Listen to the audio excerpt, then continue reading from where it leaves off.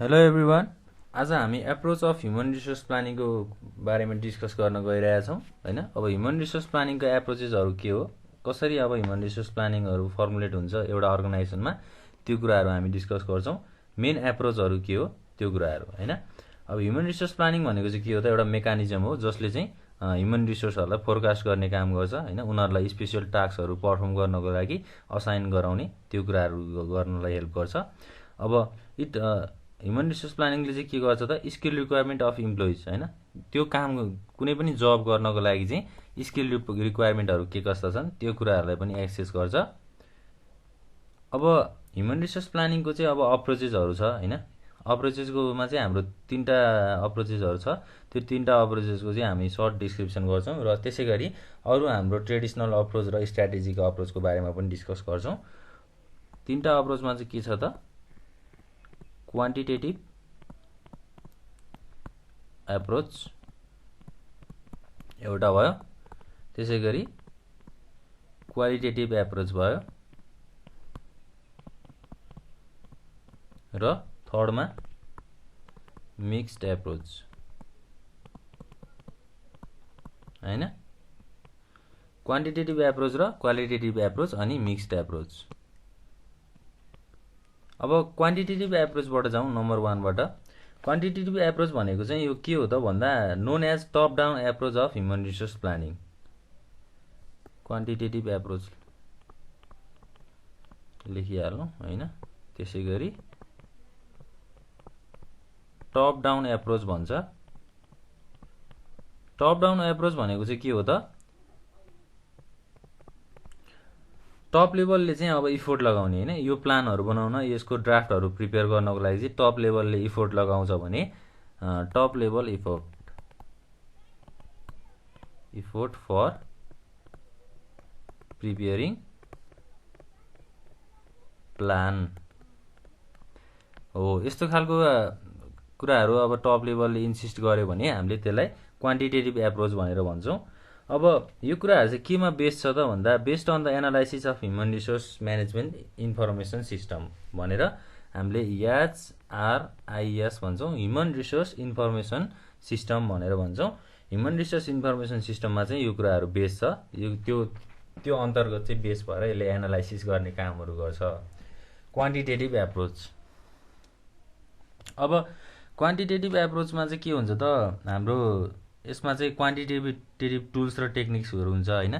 Quantitative tools र टेक्निक्सहरूमा के आउँछ त, जस्तै अब ट्रेन्ड एनालाइसिस, त्यसपछि म्याथमेटिकल मोडल्स होइन, इकोनोमेट्रिक मोडल्स, कुराहरू लेखि नै हालौँ हामी। क्वान्टिटेटिभ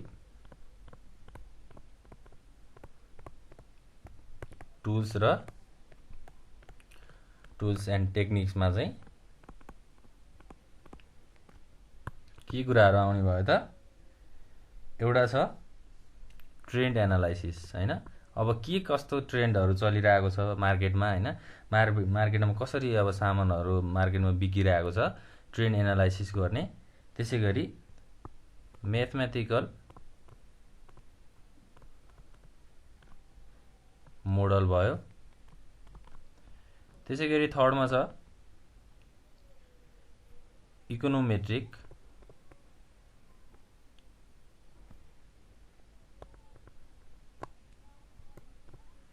इकोनोमेट्रिक मोडेलको कुराहरू भयो होइन। त्यसै गरी अब फोर्थमा छ मार्केट एनालाइसिस। मैले भर्खरै भनेको थिएँ होइन, मार्केट एनालाइसिसको कुराहरू पनि हुन्छ भनेर भनेको थिएँ नि।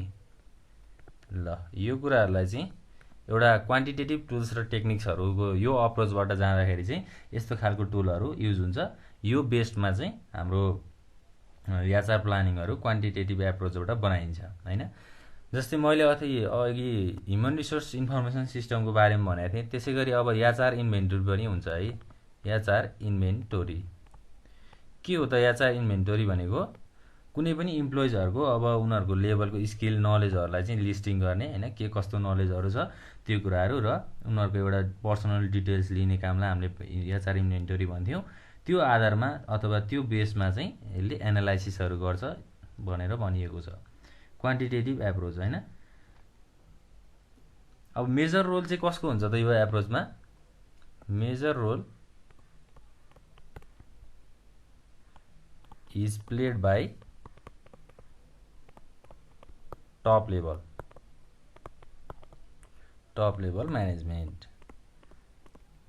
टप लेभल म्यानेजमेन्टले चाहिँ एकदम मेजर रोल चाहिँ प्ले गरिरहेको हुन्छ भनेर हाम्रो क्वान्टिटेटिभ एप्रोचमा भन्न सकिन्छ। त्यसै गरी 2 नम्बरमा जाउँ, qualitative approach.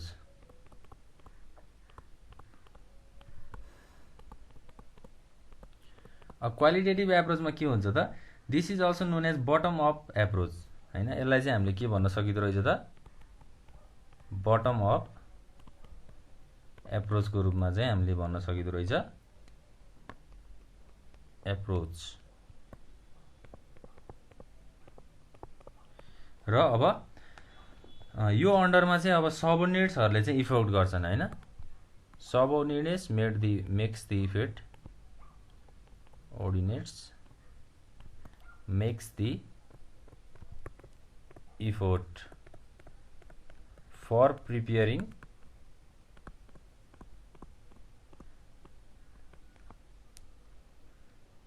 Plan.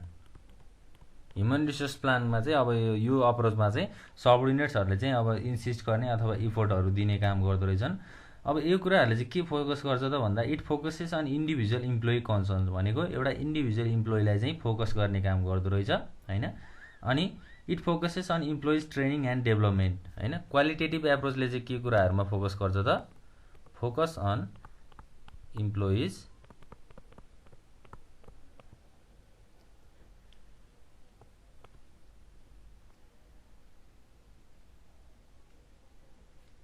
Development.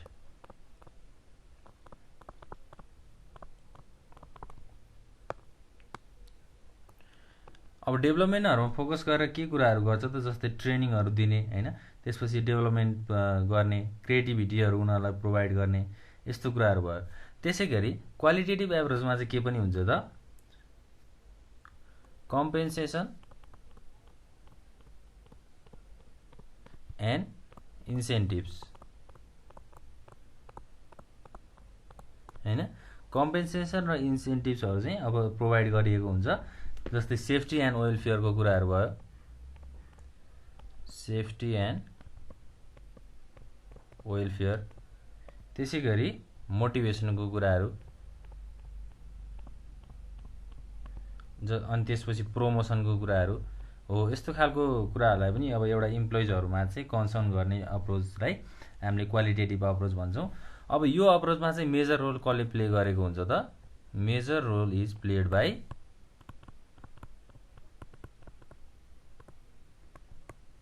Employees, lower level low employees हैन। अब सबअर्डिनेट्सहरुले मेजर रोल प्ले गरिसकेपछि यस्तो के हुन्छ त, एउटा उनीहरुलाई चाहिँ एउटा के हुन्छ त, मोटिभेसन जस्तो पनि फिल हुन्छ। किनभने उनीहरुले आफ्नो आइडियाजहरुलाई शेयर गर्न पाए, आफ्नो भ्यूजहरुलाई एक्सप्रेस गर्न पाए। Qualitative approach. त्यसैगरी अब 3rd नम्बरमा मिक्स्ड अप्रोचको कुराहरु छ। मिक्स्ड अप्रोचमा चाहिँ के हुन्छ त, this is called mixed approach because it combines both the top down and bottom down approaches of human resource planning. भनेको यसले टप डाउनलाई पनि कम्बाइन गर्ने भयो, टप डाउन र बटम डाउन दुईटैलाई गर्ने भयो, कभर गर्ने भयो। त्यही भएर यसलाई मिक्स्ड अप्रोच भनेर भनिन्छ। भनेपछि यसलाई क्वान्टिटेटिभ अप्रोच र क्वालिटेटिभ अप्रोचको एउटा बोथ कम्बिनेसनलाई हामीले मिक्स्ड अप्रोच भनेर भन्न सक्दो रहेछौं। अब मिक्स्ड अप्रोचमा चाहिँ के हुन्छ भन्दा हैन, the effort is made to balance the हाम्रो हैन ब्यालेन्स इम्प्लोइज र म्यानेजमेन्टहरु बीच चाहिँ उनीहरुको रिलेसनशिपलाई ब्यालेन्स गर्ने हाम्रो मेन रोल चाहिँ मिक्स्ड अप्रोचको हुँदो रहेछ। It tends to produce the best result that ever produced by either of the methods. भनेको क्वान्टिटेटिभ एप्रोच र क्वालिटेटिभ एप्रोच बाहेक हाम्रो मिक्स्ड एप्रोचले चाहिँ के गर्छ त, बेस्ट रिजल्ट ल्याउनको लागि चाहिँ इफोर्टहरु लगाउँछ हैन, अथवा कामहरु त्यसमा आधारित भएर गर्छ। यी मिक्स्ड अप्रोचलाई हामीले दुईटाको कम्बिनेसन भनेर बुझ्न पनि सक्छौं। त्यसैगरी अर्को हाम्रो ट्रेडिसनल एप्रोच पनि छ हैन, traditional approach of human resource planning.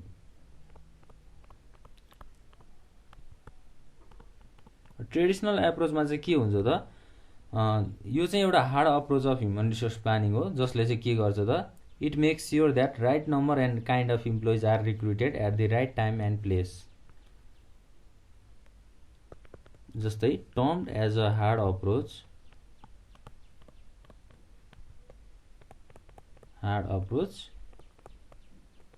जसमा चाहिँ के हुन्छ त, make sure that right number and kind of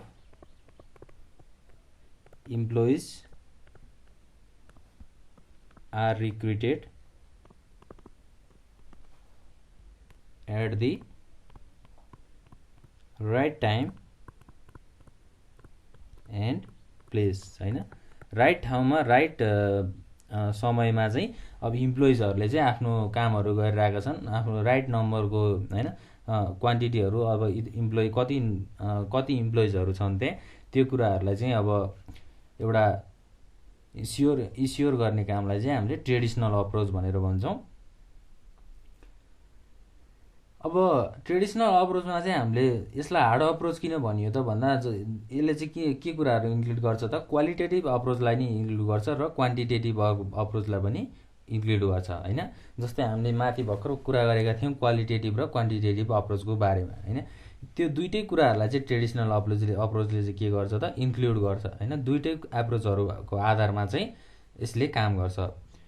अब यो टेक्निकले चाहिँ फोरकास्टिङ डिमान्ड एन्ड सप्लाई हैन, डिमान्ड र सप्लाईहरूलाई फोरकास्ट गर्ने काम गर्छ। त्यसै गरी अब ह्युमन रिसोर्सहरूलाई के कुराहरू रिक्वायर्ड छ अर्गनाइजेसनमा त्यो कुराहरूलाई पनि यसले फोकस गर्छ। के कुराहरू इन्क्लुड गर्छ त, अब अर्गनाइजेसनको अब्जेक्टिभ र बजेट हैन, knowing about organisational objectives and budget को कुराहरू। त्यसै गरी सेकेन्ड नम्बरमा analysing the current human resource हैन। त्यसै गरी फोरकास्टिङ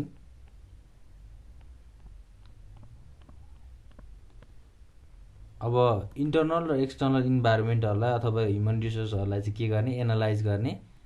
जस्तै एनालाइज इन्टरनल एन्ड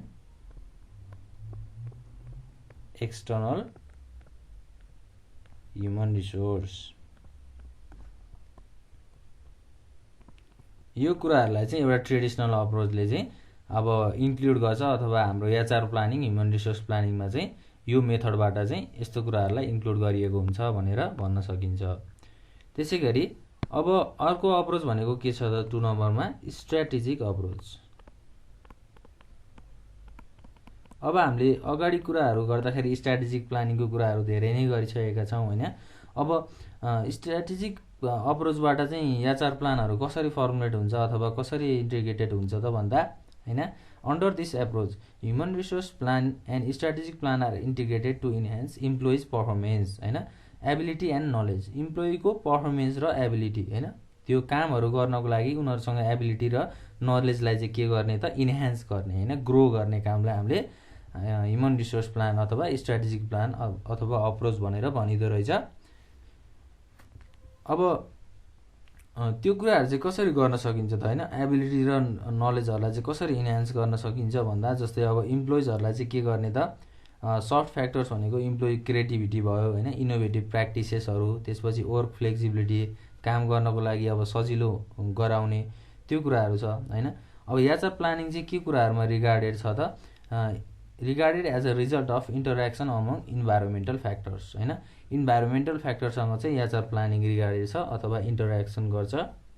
त्यसपछि अब के हुन्छ त, क्वान्टिटेटिभ र क्वालिटेटिभ मेथड चाहिँ इफेक्टिभ युज हैन, त्यसको चाहिँ इफेक्टिभ युज गरियो भने नेसेसरी इन्फर्मेसनहरू चाहिँ अब्टेन गर्न सकिन्छ, नयाँ नयाँ इन्फर्मेसनहरू लिन सकिन्छ भन्ने कुराहरू छ।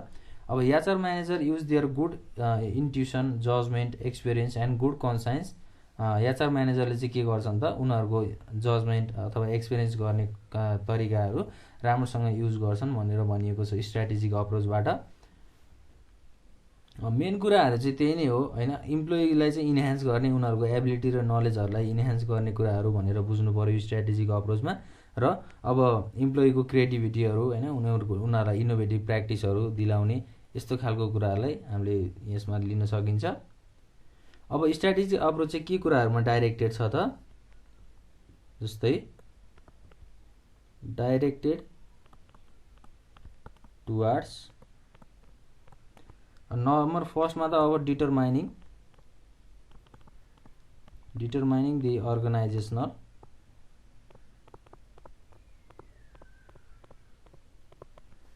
वान्ट्स एन्ड नेसेसिटिज हैन। अर्गनाइजेसनको चाहिँ अब आवश्यकताहरू के छ त्यो कुराहरूलाई र नेसेसिटीहरूलाई चाहिँ डिटरमाइन गर्ने अथवा थाहा पाउने कुराहरू भयो। त्यसै गरी अर्को डिफाइनिङ